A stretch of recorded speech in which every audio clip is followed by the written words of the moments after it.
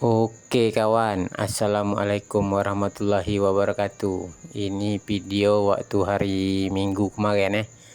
Saya diajak abang saya pergi bongkar bubu ikan dia. Pergi bongkar bubu ikan sekalian nak cedok kelong dia, ambil ikan dekat kelong dekat kampung Busong Pulau Bintan Inilah suasana laut kampung kami ni Kampung Busong Pulau Bintan ya saudara.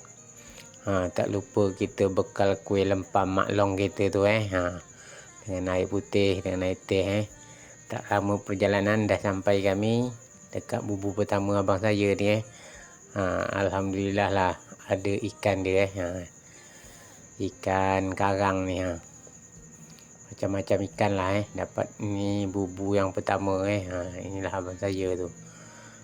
Ini hasil bubu pertama abang saya ni. Alhamdulillah lah ada hasil Lanjut kita bongkar bubu yang kedua nonton video saya ni sampai habis saudara.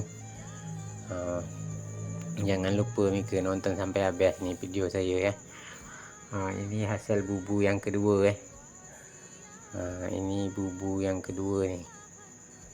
Alhamdulillah ada ikan lebam bubu yang kedua ni Tu adalah lebam 2-3 ekor Ini hasil bubu yang pertama sama bubu yang kedua ikan lebam, ikan becuk. Ini bubu yang ketiga. Lanjut lagi kita Okey saudara, jangan lupa nonton video ni sampai habis ya. Biar mereka tengok hasil sebanyak mana nanti dapat ikan kami ni bongkar bubu. Alhamdulillah ada banyak juga ikan bubu yang ketiga ni Inilah kalau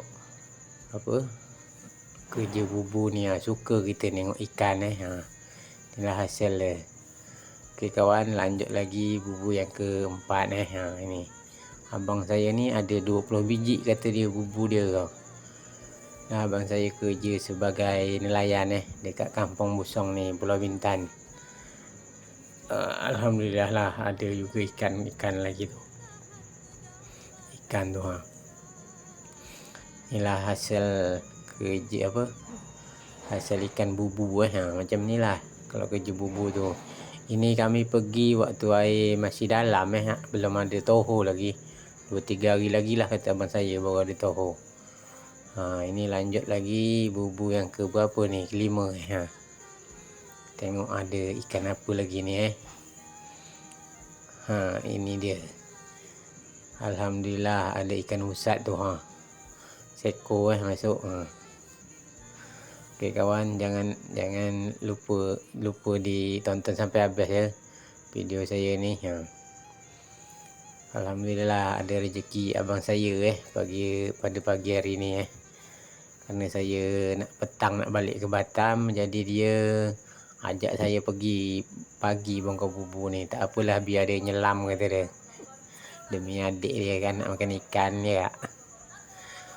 Inilah kawan hasil hasil tangkapan abang saya ni dekat kampung Busong Pulau Bintan. Inilah hasil sementara nanti saya buat part yang kedua dia kerana tak muat durasi dia kalau nak dimuat semua ni. Inilah hasil